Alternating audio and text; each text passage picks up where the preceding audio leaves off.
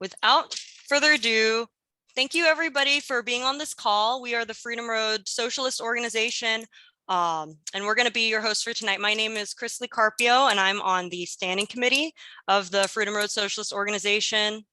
And then our next host is... I'm Andy.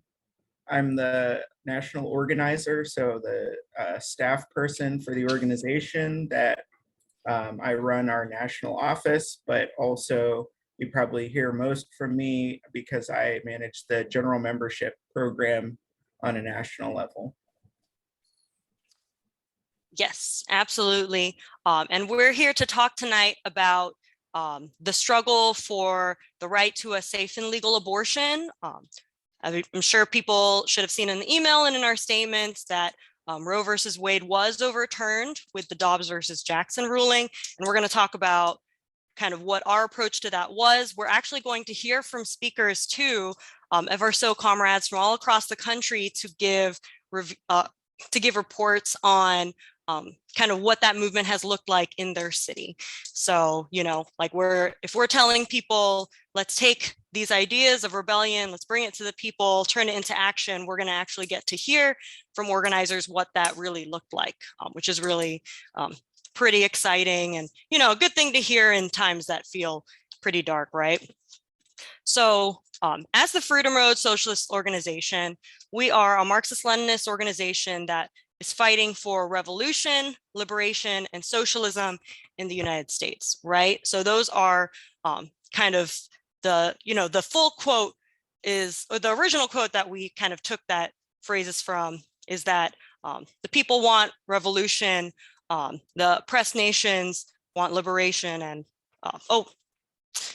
so the people and the oppressed nations and the workers want revolution, liberation, and socialism. And we think that there is a science that is tried and true and proven, Marxism-Leninism, that is going to be the way that we're going to get it, right? We know that this capitalist economy and this government that we have in the United States won't be fixed with reforms. We don't see a hope in just asking for scraps, but we think that we need to seize political power to take whatever we can get. We need to have a revolution and smash the old way if we want any hope of survival. And by old way, I'm referring to, you know, this country that is kind of in this way that and mode of production that's defined by exploitation, national oppression, and imperialist war, right? So we see that there's a way out, that other Marxist-Leninists and socialists have paved the way by fighting for revolution in their own countries. And we think that we can learn from them and have our own revolution in the United States. So everything that the people has ever gained, we've gained through struggle, right? We took it with demands and with action, with protests and uprisings. And Roe versus Wade is actually one of those historical gains. It was one when protests were at a massive scale among the women's movement, among the civil rights movement. You know, our statement kind of indicates the movements that were sort of at their height in the 60s. And Roe versus Wade was not gained by, or was not given to us by the bourgeoisie out of the kindness of their hearts or the power of the, you know, persuasiveness of writers. It was done by people, you know, fighting and defying the National Guard, bleeding, organizing, putting their blood, sweat, and tears, and that is where it came from, right? And then this summer, in late June 2022, this historic right was actually reversed in an attack on the women's rights movement and on all others who can be pregnant too. So a lot of our LGBTQ siblings, it's a slap in the face of every woman, every person who's ever needed an abortion, who's ever benefited from the economic independence and the ability to choose when to have a child. And every person who's ever fought for this right to what we think is, you know, bodily autonomy and healthcare. And we actually had the ability to be in organizing around this even before the overturning. You know, the draft was there was a draft of the decision leaked earlier this year in May, and that was when we released a call to action to defend this right to a safe and legal abortion. And in reality, we actually started organizing even before the draft leak because of the fact that there were abortion ban bills appearing in lots of states, including states where we're in, right? So one example is the Texas ban that appeared in fall 2021 that our own comrades organized around. And in our statements that as general members, hopefully people saw and took inspiration from, we raised the slogans, keep abortion legal, defend women's rights, and defend reproductive rights, to unite all that who could be united to start this fight and to win this fight, right? To make sure that we could keep the right to a safe and legal abortion. We view this attack as a violation of bodily autonomy of women and all people who can be pregnant. So that includes trans men, non-binary siblings. We view it as something that will deepen national oppression, as oppressed nationalities, African Americans, Chicanos, Latinos. Those are a lot of the people who rely the most on the right to an abortion because of the extra barriers to economic stability.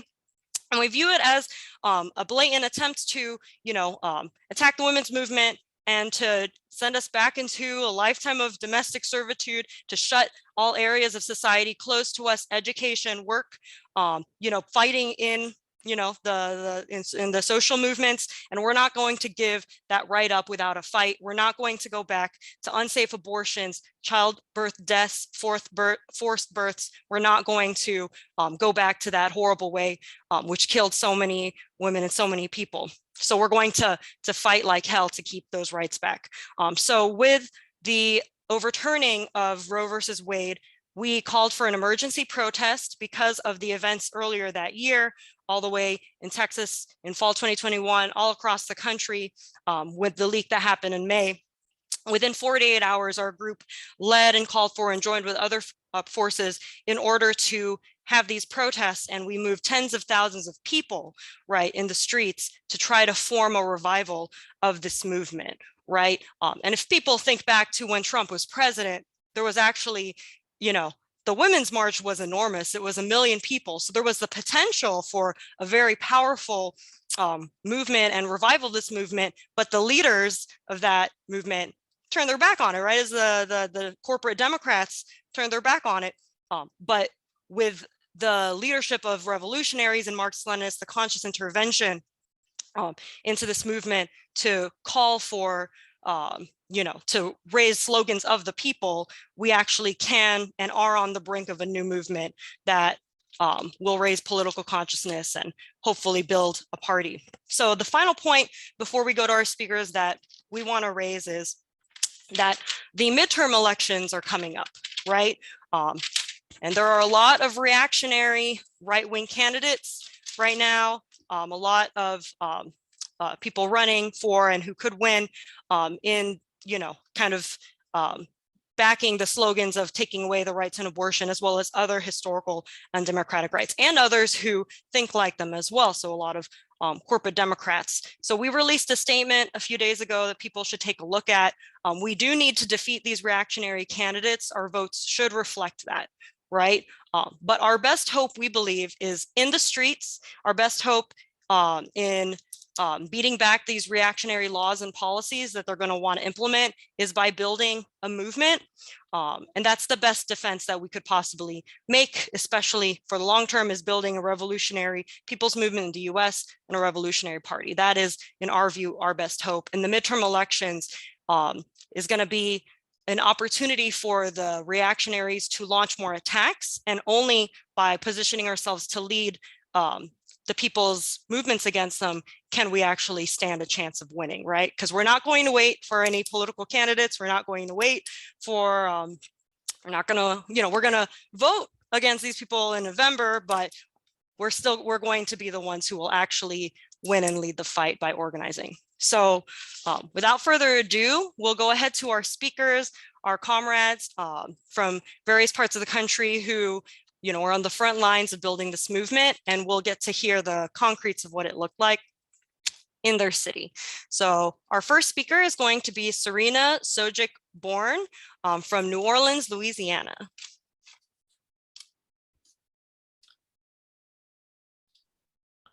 Hey, I'm Serena from New Orleans. Thank you so much for that overview, Chrisley, and thank y'all so much. It's good to see y'all. Thank y'all for having me. We hit the ground running in New Orleans since the draft decision came out on May 2nd. And we called together a coalition, we called together a protest. And Louisiana is a deep South state. It's a very Republican state. It's a trigger ban state, right? So we like not only was there a trigger ban in place, but they were even this year, they were discussing laws. They didn't make it into law, thank God, but they were discussing the possibility of charging anyone who has an abortion with homicide. So it's pretty rough. So our response to that is unite the many to defeat the few and consolidate the gains that we can, and defend what we do have. So we demanded to make New Orleans an abortion sanctuary city. We demanded, total non-cooperation with the Louisiana State Police, which would enforce the abortion ban. Because we hit the ground running so early, when the decision came out, we were able to mobilize very quickly. We had 4,000 people march on City Hall to put forward these demands. And we went right up to the doors. We took our demand letter and we pasted it right on their front doors. And the protesters loved that. They took their signs and someone had duct tape just cause. And so the person with the duct tape gave it to the protesters, and they just all the City Hall front doors were covered in these signs. And then we kept going at it. The next week we went, we marched on the mayor's house, and then we marched on the mayor's house the week after that. And then the week after that, we interrupted one of the mayor's town hall meetings to put these demands to her again. And the NOPD responded by breaking off cooperation with Louisiana State Police, at least in their stated policy. City Council put forward a policy of non-cooperation. The Sheriff's Office put forward a policy of non-cooperation. The one demand we didn't win was we told the mayor we needed her to kick Louisiana State Police out, and she refused to do that, but we made her show her true face. She says she's out here trying to defend abortion rights. She did nothing for it. And we went out there and we just said it very plainly. Right now there's a basis for having a very broad reproductive rights movement, a very broad, reproductive rights movement that's inclusive of trans people, LGBT people, and that's responsive to the demands of oppressed nationalities. But that being said, what we don't have right now, what we need to revive, is what the women's movement did in the 60s and 70s, which is having a mass movement, taking it to the street. And we're getting there, but we need more of it, right? So we need to keep doing these marches and things like that. When we finished our campaign for sanctuary city status, we moved on very quickly to summation, right? You don't just do a campaign, win your win, and leave it at that. You can't just let the ruling class summarize what happened for you, because if you let them do it, then they're just going to take credit. So right afterwards, we put out leaflets, we put out Instagram posts that made it clear the people won these demands. Mass mobilization won these demands, and mass mobilization is what's going to keep winning these demands. And to put this, to ground this in Marxist-Leninist theory, to prove that this isn't just coming out of nowhere, we know that the ruling class needs reproductive labor to keep a stream of free workers, for freely reproduced workers, which isn't just biological reproduction. It's also child rearing, childcare, housekeeping, cleaning, cooking, everything like that, right? That's why women's oppression exists in capitalism. And that's why capitalists don't like LGBT people, because they challenge that. And so monopoly capitalism, we know, has been in decline since the 70s. And one of the ways it's trying to, salvage its decline is by attacking abortion rights and attacking LGBT rights and, attacking, all kinds of reproductive rights to sort of prolong prolong its life, to keep getting that like free reproductive labor. And the only way to defeat that is by uniting everyone who's harmed by it and fighting back. And that's what we're going to keep doing. That's incredible. Glad I got to hear that story. It's even more exciting than when I read it in Fight Back. But thank you very much, Serena. So next we'll go to Joe Hargis from Dallas, Texas. Hello, everyone. Serena, that was incredible. Thank you so much for that. So my name is Joe. I'm an organizer. I've been organizing in DFW for the past 10 years. And I actually, when I first sort of got involved with socialism and organizing in general, there was a lot of activity around abortion in Texas because of attempts to like legislate abortion out of existence by having restrictions like limiting needing hallways to be a specific size in abortion clinics, all of these sort of like arbitrary requirements where it's like, we're not banning abortion, but if your hallway's not the right size, you're not allowed to do it. And so there was a lot of activity mobilizing at the Capitol around that time. And the trouble with that movement back then as a lot of Democrat politicians sort of swooped in and exploited the energy that had been created by organizers in order to try and funnel all that energy into their electoral campaigns. One politician in particular, Wendy Davis, was able to get herself elected by doing a filibuster around it. And so a lesson from that was just that, you know, the Democrats, as always, are going to come in and try to take credit and then ultimately like take the teeth out of any movement that comes out and just try to tame it into something that benefits them. So when the announcement came, when it was leaked that Roe v. Wade was going to be overturned by the Supreme Court, we started, we wanted to have something quickly as soon as that announcement came out. So we reached out to FRSO in Dallas, reached out to a lot of abortion funds locally, especially like the AFIA Center, which is one that serves in particular Black women and other people who aren't women who need reproductive services and need to be advocated for, places like the T Fund that fund abortion. And we collaborated with these kinds of groups who, you know, aren't socialists, but, you know, we're all fighting for the same thing, and made a point of, you know, collaborating in planning these demonstrations that we were doing. And then when the decision actually came down, we had already sort of established that relationship from planning the previous event.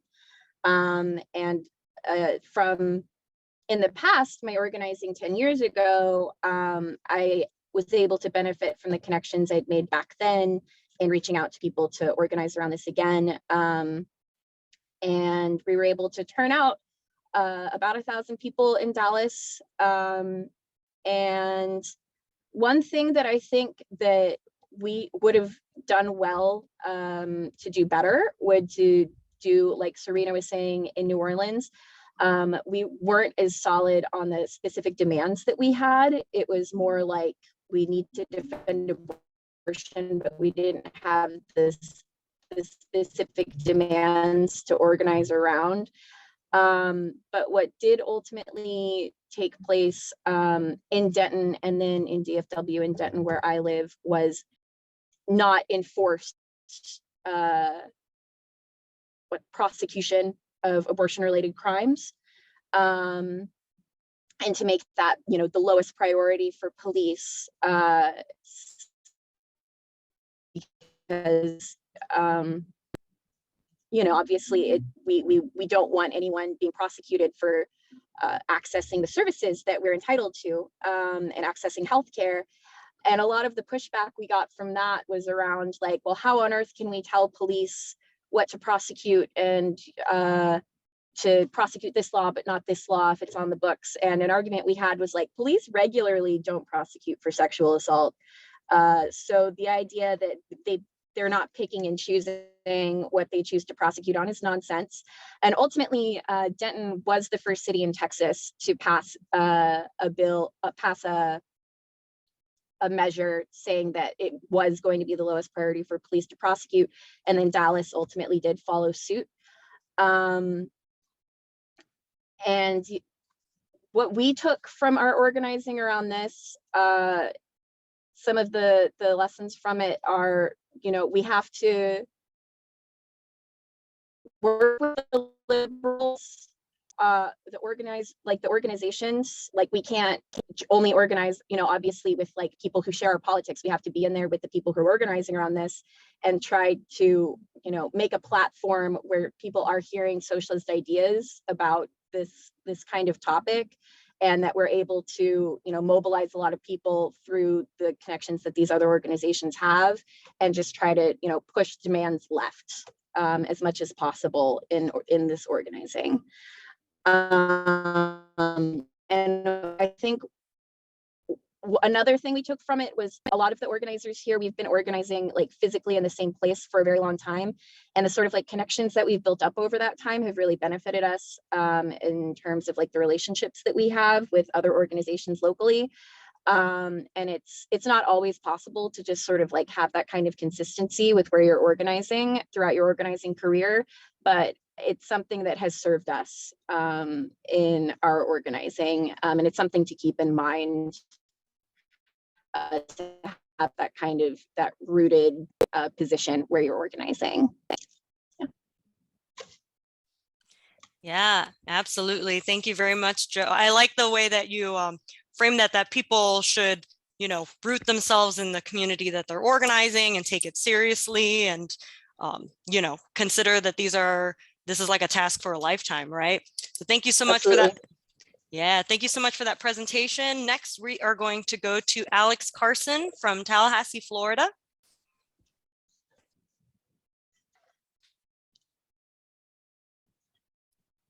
There we go. Sorry, I wasn't letting me unmute myself. Yeah, hi, I'm Alex. I'm a student organizer, so I'm a member of FSU, Students for a Democratic Society, but obviously a member of Freedom Road as well. So yeah, just like going back on our timeline here a little bit. So a lot of our organizing around women's reproductive rights started around a year ago because Florida had at that time a bill that was going through the State House and Senate called House Bill 5, which is pretty much a 15-week abortion ban, which there's tons of these going around. Many of you probably live in states that have one that's either been passed or it's in the process of being passed. But yeah, we were obviously in very strong opposition to this. So while it was still being debated in the House and stuff, on November 9th, 2021, we had a pretty big march on campus and gave speeches and stuff. And really just like the goal of that was like getting this on people's radars and starting to agitate around it and starting to show that we were one of the groups that had our eyes on this as an issue. And it was near the end of the semester, so it was a good thing to put on students' minds before they went home.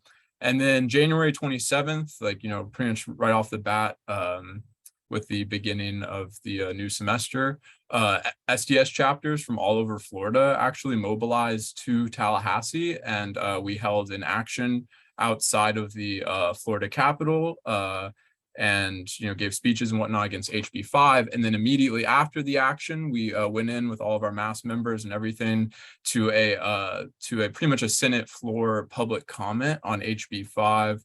And we brought out a ton of people, so they tried to cut the time short on one of our comrades. They said they couldn't finish their speech, to which we interrupted the meeting. Yeah, we disrupted it and chanted, and we were let out by police. And pretty much the meeting came to a conclusion at that point. But pretty much everyone that was in attendance was on our side, and was pretty outraged at what was going on. So we ended up taking advantage of that energy, and we had a brief like second action that day outside of the Capitol, and people were really agitated.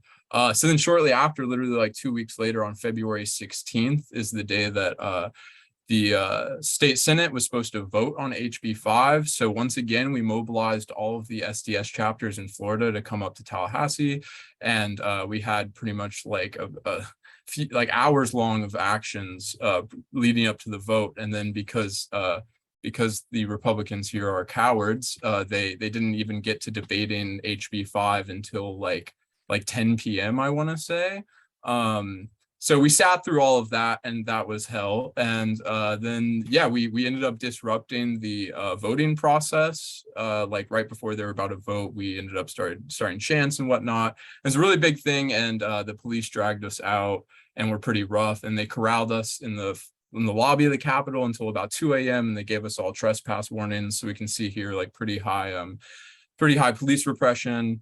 Yeah, it was crazy. And it made a big media stir as well, with Republicans accusing Democrats of having planned the whole thing, which is particularly hilarious. Yeah, and then we pretty much, kept going off of the momentum of that, and had some more actions throughout the semester. We were able to unite with some more like intermediate forces in our community. So this was like around the point that we started developing pretty close connections with the Gen Actions on our campus, as well as FAMU's campus. And for those of you who don't know, Gen Action is just like the youth wing of Planned Parenthood. They organize on campuses and stuff.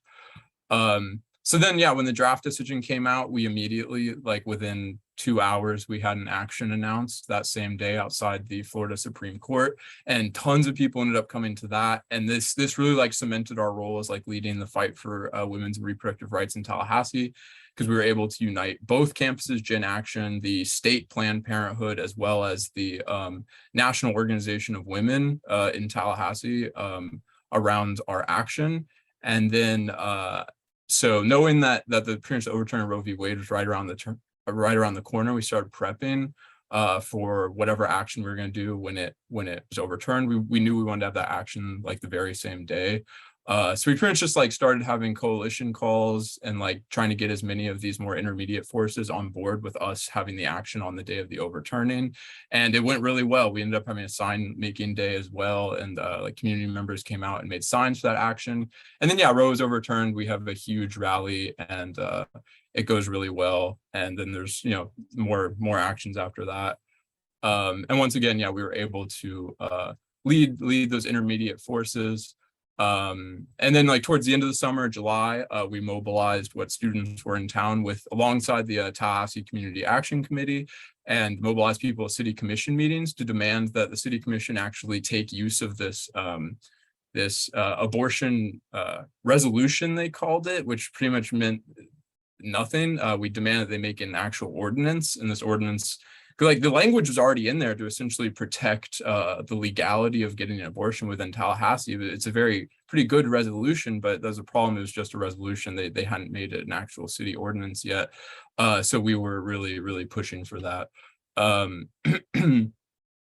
So yeah, and then just this past week, September 7th, our SDS took part in the National Day of Action with other SES chapters all around the country. And we had a really awesome march and a series of speeches in defense of women's reproductive rights. And this was really good just to get the issue back on students' minds, honestly, and just like continue to agitate around it, because everybody we've talked to about it is very like on board and upset about it, but kind of has remarked about like the lack of organizing that's like it's fallen off essentially for a lot of liberals and more intermediate forces aren't like dedicated to continuing to organize around it. So yeah, and then we're also planning in our SDS meetings about what resolutions we can possibly write up for our SGA to secure reproductive rights on campus, seeing what we could have provided at the health center on campus.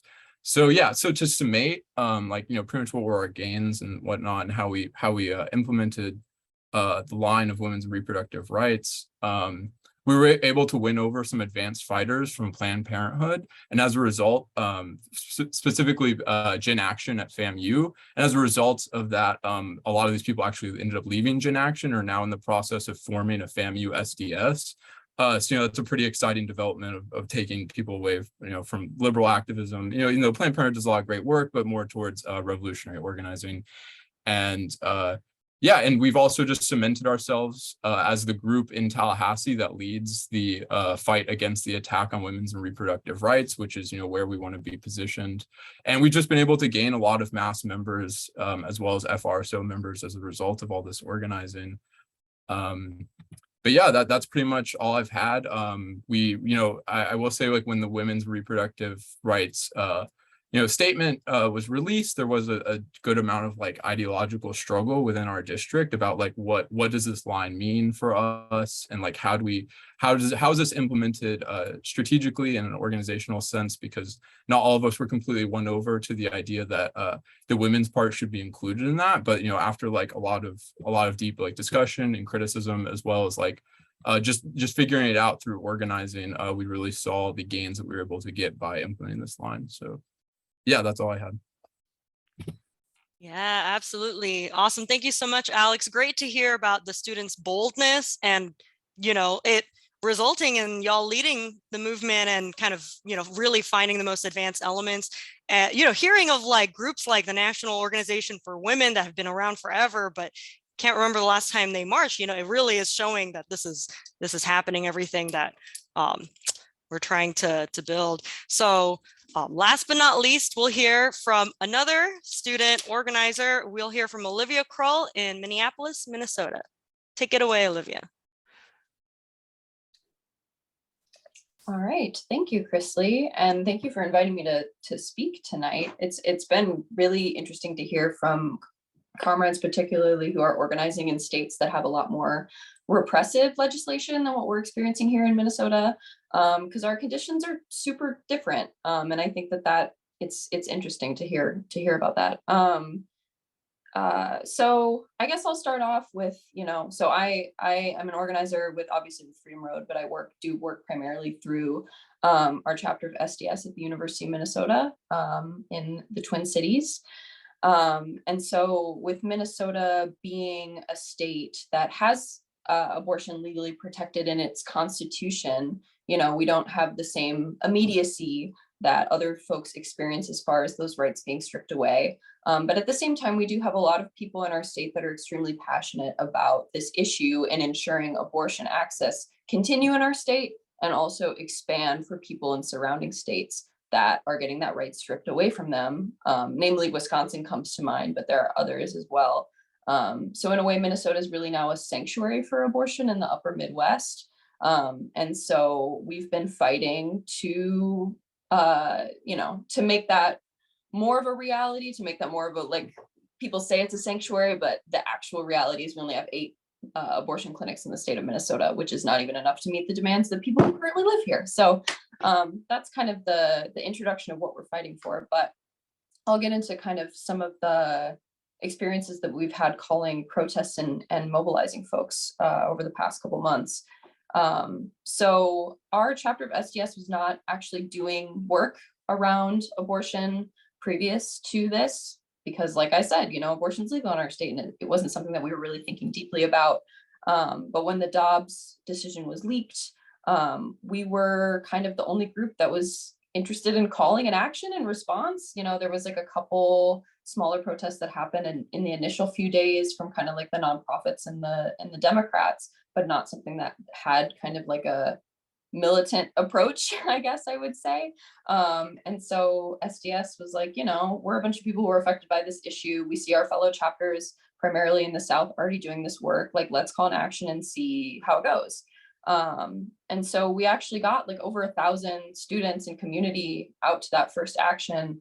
And it was really impactful to be in like a space where you could talk about reproductive rights and women's rights in a way that's like, we're doing this because we want socialism, like that's like the level of how explicit people were being in speeches about what we're fighting for. We're fighting for the liberation of women and all people who can become pregnant, right? And like, we're doing it with an aim towards revolution. So that's kind of how our first surprise action went. I'm sure we were all really shocked about the initial leak, but after that, it was all about continuing to strategize, because we saw that this was a right that was going to get imminently stripped away. And so we switched gears and started coming up with campus-oriented demands as a student group about increasing abortion access. These look like, advocating for more clinics to open, because the University of Minnesota had an abortion clinic at one point that then closed for kind of sketchy political reasons, the state in not incentivizing funding to be renewed and stuff like that. So we said the University of Minnesota should open an abortion clinic on all of its campuses, because the majority of abortion clinics in the state of Minnesota are also primarily in the Twin Cities. So like rural Minnesota, like doesn't stand a chance. So yeah, we came up with that demand, in addition to a few others, like just asking, demanding our administration to take a position on this issue and to advocate for students and to let us know what resources we even have currently available to us, because that was very unclear. And we geared up for what was going to have to be a response to the actual overturning of Roe v. Wade.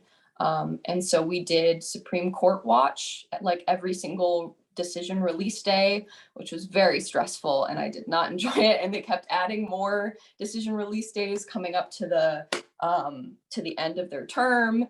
And on the last possible second, they overturned it. And we were ready, and we had called and said that we were going to have an action at a given time and place on the day that it was announced. And then the day that it was announced, we had like 8 hours to put it together and have our emergency action on the same day, which ended up being, the correct decision to be so quick moving and to be bold, because the other forces in our city that do any sort of organizing around abortion are primarily Planned Parenthood, and kind of superficially the Democrats talk about it, but they don't actually do the work. And so those forces had called a vigil on that day, which we were like, we don't need a vigil, we need to take the streets. And so we called our actions simultaneously, but friendly. We reached out to them and we said, let's plan our march route so that we can funnel all these people to one place. And then their action was over by the time we got there, but it's fine. We tried, we extended the olive branch. So yeah, we called to action for the same day, and we ended up having 10,000 people show up, which was very stressful as somebody who was emceeing, but it was really great. I'm really glad that we positioned ourselves to do that with the work that we put in from day one with the Dobbs leak. And so I also wanted to talk about kind of like what these protests have looked like politically, as far as like the composition of people who show up and who engaged with this work. I think that, like I said before, like the political education that we're giving at these events is very different than what you would get from going to like a nonprofit rally where they talk about how you need to show up and vote. We're there to talk about how, our collective power is going to win revolutionary struggle. So, yeah, I also think this is reflected in kind of the groups that we choose to pull in to speak. We work across movements that are not all directly related to abortion, but can be connected and should be connected, because all of these struggles are intertwined. And so we had speakers from the anti-war movement to talk about, the ways that like women have been weaponized to justify invasion of other countries. And we had people from the police crimes movement to talk about the ways that all of these decisions predominantly affect Black and Brown communities. And we had folks from the immigrant rights movement to talk about the ways that, like horrible policies of deportation and sterilization is like a major element, right, of any sort of struggle for reproductive justice.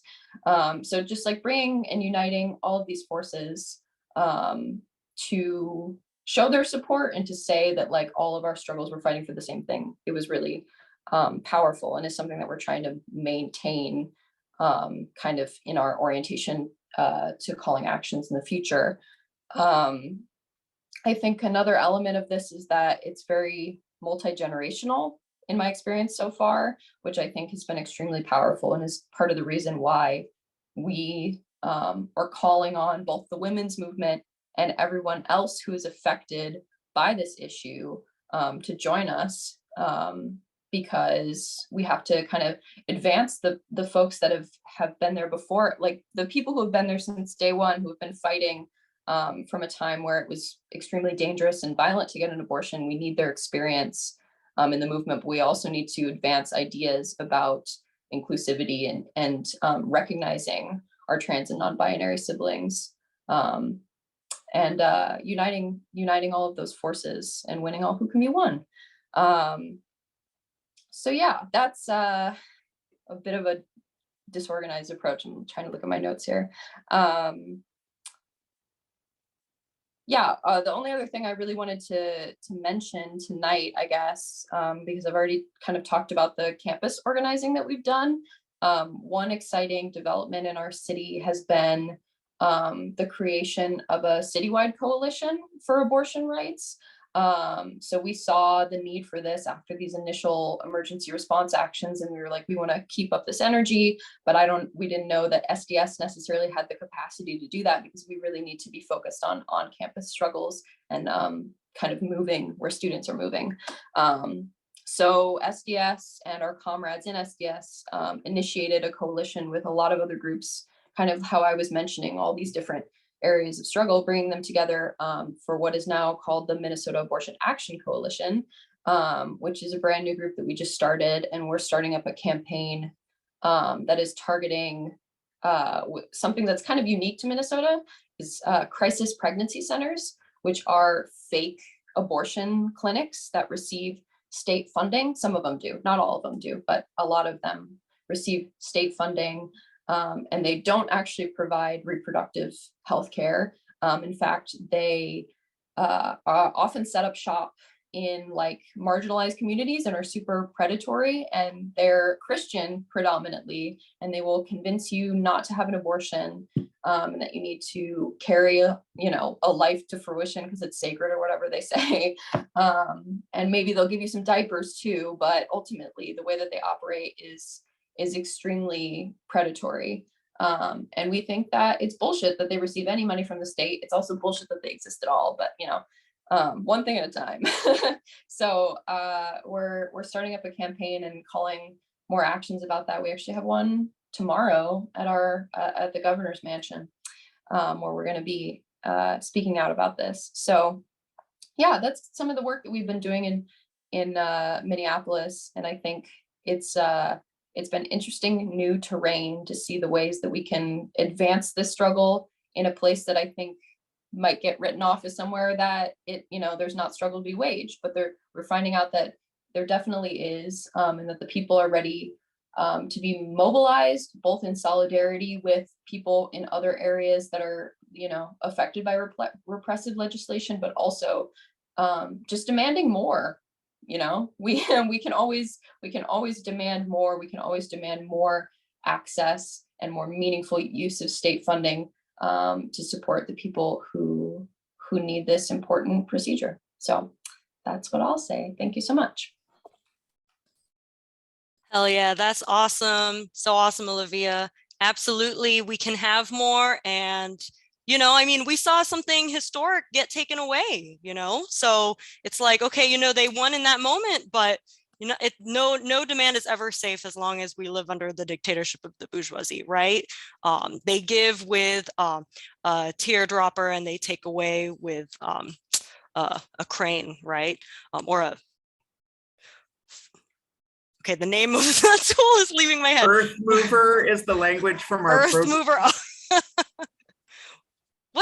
What's that called? Okay, someone throw it in the chat. I think the traditional idiom is steam shovel, but they're not run by steam anymore. Thank you. I was like forklift, fork driver, crane. Okay.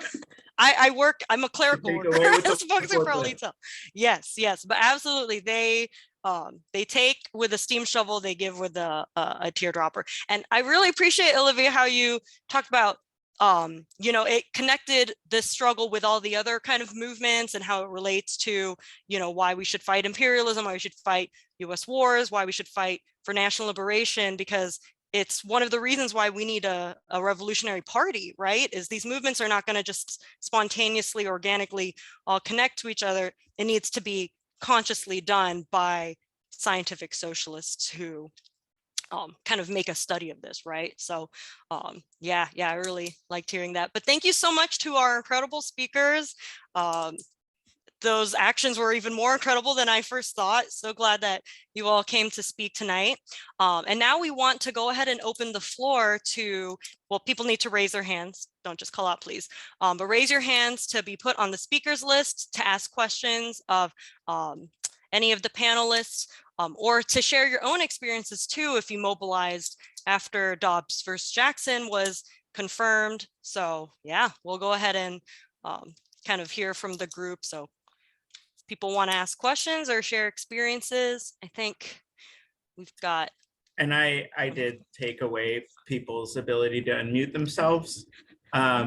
So just raise your hand, because then you pop up to the top of my little list, and it's easy to unmute you. So we're going to start with Richard Harris. Hi, can you hear me? You're a little quiet. Here, is that better? Yeah. Okay, cool. Yeah, so hi, I'm Richard.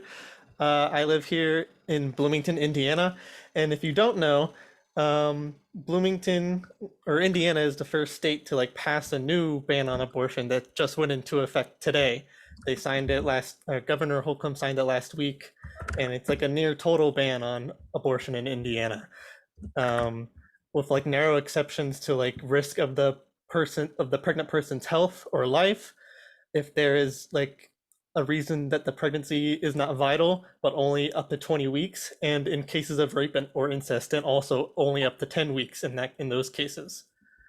And the bill also effectively bans abortion clinics, no clinics that only provide abortions. Abortion can only be provided in hospitals. And so my question is that in states like Indiana, where these new bans are getting put in place despite people's resistance to them, what can we do and how should we organize under those new conditions in which abortion is not possible in our own states anymore? And how can we help people who need that, if that is possible? And what specific demands should we make? Yeah, that's a great question, Richard. Thank you for asking it. Do any of our panelists want to take a stab at it?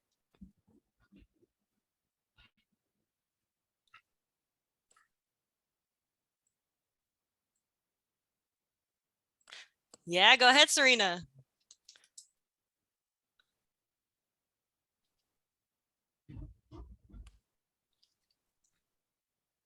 Hi. Okay. Just to take a stab at it. Yeah. I think you need to start by measuring the forces you have and working with that. Right. So we here we decided not to fight the statewide trigger bans. Of course, we're going to condemn them, but we decided not to make that the primary campaign just because we don't have statewide forces, but we do have citywide forces. So we pushed for non-cooperation at a city level. It's really inspiring to hear the students being okay, well, we're not a mass community organization, but we are students and we can demand that our school provide more clinics. There are cities there are abortion funds that are still active in states with abortion bans. And there are cities that fund abortion funds. So you can, there's all kinds of if you do your research and you take stock of what you have, there's a lot that you can win. Yeah, absolutely. Non-cooperation. I like the term you used, Serena. Great answer. Thank you. Okay, are there any other speakers who want to speak to this question? Yeah, okay, I saw Olivia and then Alex. Oh, okay, so maybe not if you're making a face, Olivia. Okay, so we'll go Alex.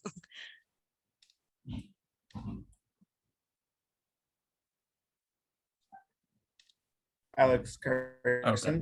Yes. There we go. Yeah, there we go. Yeah, I mean, I don't have too much to add except I definitely unite with Serena. And we're also in a similar situation here in Florida to you in Indiana, just in the sense that our state laws have so much totality to them, and there's so little we can do to combat them once they're passed. But yeah, I mean, I would just say start at the smallest level of change you can, and then move from there. And if that comes down to like being inside every city commission meeting and like bringing out as many people as you can to like fight for whatever we won there, I'd say that's probably a good place to start and then move up from there. Yeah, absolutely. Thanks so much to our speakers for tackling that question. I hope it helped you, Richard. And then I believe, who do we have next, Andy? Is it? So next is going to be Lauren. I'm going to unmute you. Hi, my name is Lauren. I would put on my video, but I'm busy, so I'm not going to do that. But my name is Lauren. I am from Milwaukee, Wisconsin. I just wanted to comment on some work that we've been doing here in Milwaukee, specifically around reproductive justice. I joined this meeting very late, so I missed most of the speakers. So yeah, I apologize about that. But I just wanted to mention that right now, so right after Roe v. Wade was overturned, I worked with a couple people, especially in special shout out to Milwaukee Alliance Against Racist and Political Repression. They helped us, me and a couple other people, start a grassroots organization called Reproductive Justice Action Milwaukee. And I know that there's also a branch that just opened up in Fox Valley area of Wisconsin. And right now, what RJM is doing is we are focusing on pushing for a resolution to be passed by the Milwaukee County Board of Supervisors to send a message to Madison saying that we need abortion access, and that Milwaukee basically we're demanding to be a safe haven for abortion access. And in doing this, we'd be joining Dane County with their resolution that was passed in May. And so that's a little bit of the specific work that we've been doing in Milwaukee. We've been doing a lot of picketing outside of supervisors' homes around, there was a referendum that they were voting on to put on the November ballot for Milwaukee County to have the people of Milwaukee County vote on whether we believe we should have abortion access. And they missed that by one vote. And the reason they did that, there were two people, Supervisor Sumner and Supervisors Rollins. They decided to vote no because Supervisor Nicholson told them to vote no, and then she ended up voting yes herself. And so if she hadn't done that, the referendum would have passed. But we've been picketing outside their homes to demand a resolution be passed. And yeah, I'm just really proud of us, and I'm excited to like hear what other people are doing. I mainly listened to the Minnesota one, and that's just very exciting that you guys like created a coalition. I love that. So yeah, that's just a little blimp about Milwaukee. So thank you. Awesome. Thank you so much, Lauren. Thanks for cluing us into the great developments in Milwaukee around organizing around this issue. So are there, I guess, any like questions people have for the comrade? Okay, because if not, then we can go ahead and go to our next hand. So we're going to go to Kelly Lutz. Hi there. This isn't Kelly Lutz. This is Omar Flores on Kelly Lutz computer. Okay. I just had a quick question. I can't remember which comrade it was now, and I'm very sorry for that. But somebody had mentioned pressuring folks instead of going for a referendum to go towards an ordinance that would sort of make their city a safe haven. I'm wondering what that process has been like for you, and if you feel like it's been like a fruitful path of struggle. Just because I heard that, I'm like, wow, you know, the city here, they passed a referendum basically saying, yeah, you know, we aren't going to charge for things and we're not going to do this or that. But I feel like an ordinance would be like a lot more serious. And so I guess I'm just wondering if you feel like you would recommend that other cities do the same thing. Thank you. That's a great question, Omar. Thank you for asking. So for speakers who spoke towards a city ordinance, yeah, what are your all's thoughts about that versus a referendum approach? I think I saw your hand go up for a second, Alex. Yeah, do you want to go ahead? Oh, here, I'll unmute you. Yeah, go ahead. Yeah, so Yeah, I did touch on that briefly in mine. So just to clarify a little bit, we didn't write or like get that ordinance necessarily passed or anything. So what it was a resolution that the city government had passed just like on its own volition. Our city government is controlled by Democrats, but they are in love with austerity. So when Roe v. Wade was overturned, they wrote this resolution that would, keep abortion in Tallahassee legal, but they didn't make it an ordinance. So really, it was a pretty easy demand for us to take up, just being like, hey, this thing that you literally already made, how about you just make it a law now? And to be honest, we haven't been doing a ton of organizing around that, just because the orgs here are stretched around other things. Yeah, I mean that was a pretty easy call for us, an obvious thing to mobilize around. And we were actually at that city commission meeting for like 4 different things, so it was a pretty brief topic. But I mean, I think it's a great like strategy, especially if you're limited to what you can do on a state level. And I mean, honestly, it's similar to what SDS is doing on its campuses, just on a bigger level. So like, yeah, just because our city government came up with it on its own doesn't mean you shouldn't look into that, I think. All right, thank you very much for that answer, Alex. Looks like not Kelly Lutz, but Omar is writing. Yeah, they're looking at the city option as well because of the Republicans. Oh, yeah, Joe has an answer. Go ahead. Oh, okay, let's unmute you. Go ahead. Okay. With Denton, with the ordinance that Denton passed, deprioritizing prosecution of abortion-related crimes, the way that came about here, we have like a progressive city council member who sort of like put a resolution together, and then was kind of like collaborating with local organizations to mobilize around it. So mobilizing a bunch of like queer organizations in particular in Denton.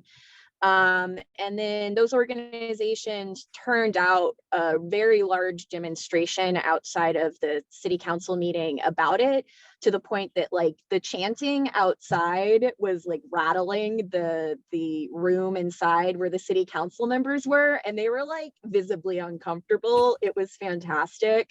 And the sort of like public pressure around it, we had one city council member whose name I've lost, but he was initially supportive and then sort of got cold feet. But the pressure, the public pressure around it ultimately got him to vote for it again. So like it was very like city council driven, the ordinance that happened, but without the public pressure, without the people mobilizing in support of it, it wouldn't have passed. So just sort of like making the best of what the ball already rolling and just like pushing it across the finish line is what happened here. Yeah, absolutely. And that sounds somewhat similar to what Tallahassee said as well, where the Dems had a toothless ordinance, but we gave it power. And now, you know, this city council kind of had like an effort that wouldn't have succeeded if not for us building people power. But all right. Thank you to the speakers for tackling that question. If there are no more speakers who want to tackle it, then who do we have next on stack? We've got a question from Eric Struck. Hey, thanks for letting me on.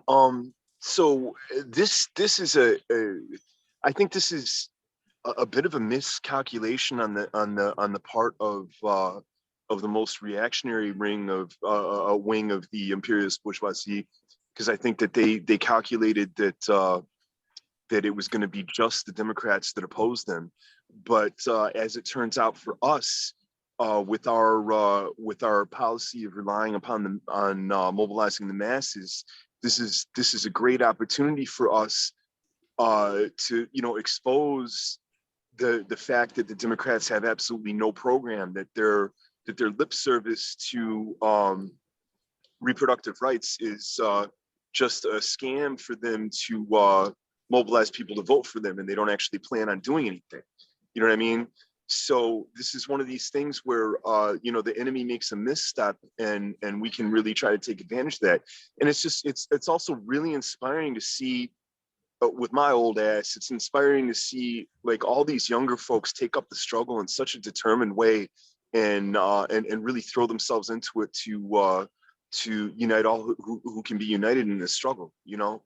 And we just got to seize the time here, you know what I mean? And it's going to rebound to the benefit of masses of working women, especially nationally oppressed women, and to the efforts to build a revolutionary pole and a revolutionary organization. So let's keep on doing what we're doing, you know. Yeah, absolutely. This is it's an opportunity to show that it's the people who are fighting for themselves, and as revolutionaries, we can expose the two parties of the ruling class and say, like if you go to a mass protest, everyone here, presumably as a general member, you can go and represent the FRSO, give out flyers, get signups, talk to people, meet people, because if you meet people and form a group, then you can put on these protests, right? If you put on a protest because you're able to mobilize people to the city council or something, then you can have an FRSO speaker, right? You can talk about, look, like we don't have to settle for asking for these scraps. We can fight for ourselves. Yeah, absolutely. Now is the time. And thank you for kind of raising that, Eric. Definitely appreciate that, because that's also that's the purpose of this call, right? We're revolutionaries, and we know that more and more people are seeing through the sham of bourgeois democracy, right? So, but okay, great questions, great answers. Are there any more questions or experiences people want to share from the floor? Thoughts about what y'all might do next? Okay, so I see at least one hand. Any more from folks? Okay, then we can go ahead to you, Richard.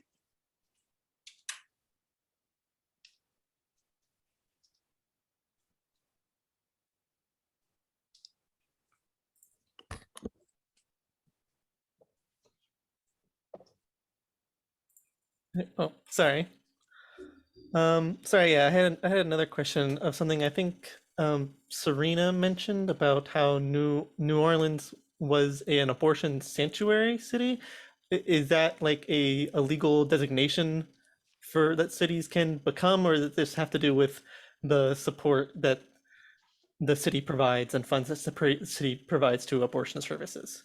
And how can we is something that is something that we can push for in other cities? Do you want to answer that, Serena? Let me go ahead and unmute you if you do. So it's definitely not a legal designation. It was our demand. And it only has as much substance as we fight for it, and so like there are no abortion clinics operating in Louisiana, anymore. There were, even before, there were just 3, which was like, it's like a record high for the South, right? So like basically what we fought for was for the authorities here not to cooperate with the trigger ban. So leaving the option open for like underground abortion providers to do their work without having to worry about, the NOPD or the sheriff's office here. What like the point you raised about resources, that may very well be our next struggle, like getting the abortion funds funded here so that people can, have access to abortions in some kind of way. Awesome. Thank you very much for that answer, Serena. Yeah, it's something we got to fight for. Okay, so are there any more questions from the floor? Because if not, we can go ahead and just begin to wrap up. Final call, final call. One thing I did want to speak to, I think it was Stuart who had the comment about, being sort of masked off with Democrats. Something that the FRSO talked about. You're breaking up a little bit, Joe. Oh, okay. Is it still breaking up? No, you sound better now. If you could go back like repeat a bit of what you're saying? Mhm. Yeah, for sure. So talking about, mask off with Democrats with this, with Roe v. Wade being overturned, something we talked about at these demonstrations was the fact that Democrats explicitly ran on enshrining Roe v. Wade into law. Like that's something Obama ran on, that's something Biden ran on. And the fact that the precarious position of Roe v. Wade benefited Democrats because it presented this sort of like looming threat that Democrats could sell themselves as a solution to. And if abortion were ever protected by the law in the United States, then the Democrats would lose this sort of like carrot that they can wave in our faces, but the fact that they never actually like deliver on the goods, and the fact that we've been voting for Democrats this whole time, and that hasn't solved the problem, and that the time has come to do more than voting. And that was, something that people responded really well to was, like we get told over and over again that we just need to go out and vote. And it's like, but like, have you been doing that? Has your problem been solved? And yep, just sort of like presenting the facts to people. Right. By going into the movement, we know that there are people we can move who often would not on their own be moving around this. And I think that does include some Democrats. So we want to make that effort, but definitely the leadership is, that's in a lot of our statements, we'll say corporate Democrats, right? Because they are firmly not interested in that. They're firmly interested in protecting the interests of Wall Street. So it's in the organizing that we can kind of like learn that distinction through like practice, right? Like references to a progressive city council member, like that actually bonds like that can like help us out. But and in our midterm election statement, we do want people we should vote against these reactionaries. Our lives will be, they have like some things in their favor as far as kind of the outcome of the election is what it's looking like, but we want to prevent that as much as we can. But absolutely, you're right, Joe, that the real hope is in, what we have to offer, right? Marxism-Leninism. It's the time to be bold. It's the time to recruit people to socialism, so they're not misled by these people anymore, and that they see them for what they are, and stop being scared of the kind of their own power to change things. So yeah, absolutely, that's what this opportunity is. And thank you for taking us on that revolutionary note. Are there any other thoughts? Because if not, we'll wrap up. And, this call is to tell people, look, the line that we put out is not just, our idea of what can happen. It's a call to action, something that our comrades took up to great success. People, hopefully heard the numbers. It was thousands, tens of thousands of people that we moved. And we think everyone on this call can do it too, right? And we do have folks on this call should be general members. If people want to be cadre, which is another level of membership that we have, where people then have the responsibilities of being organizers and accountable to kind of taking all of this and bringing it to the people, following democratic centralism, right? We do have that option, and it's definitely a lot more work, but it's very, very fulfilling. Because then maybe you'll be giving a presentation like this one day, So definitely just contact me or Andy on this call about that, and we will follow up with you.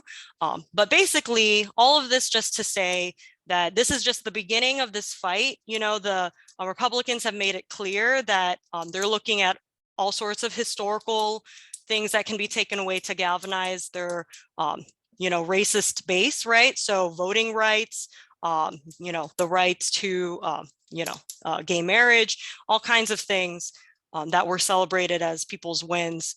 Those things are on the table, as well as a continuation of kind of the most backwards immigration policies and all sorts of things. So, our answer is build the struggle in the streets, join the FRSO, become a cadre with the FRSO if you're so inclined. And yeah, let's build this party. Let's get this revolution on the road. let's get it started. So yeah, thank you everyone for being on this call. Please pay attention to our newspaper, Fight Back News, for more details about the ongoing struggles our comrades talked about. And look at our website, please, because that's where our calls and our statements get put out. So when the next kind of attack comes down, you'll hear from us right away. You'll have instructions for protests that you can put on or attend. And you'll know what we're up to and the slogans that we're using. So yeah, thanks everyone for being on this call tonight, and take care. Be safe. Happy organizing. Bye. Thank you so much to our speakers for doing an incredible job.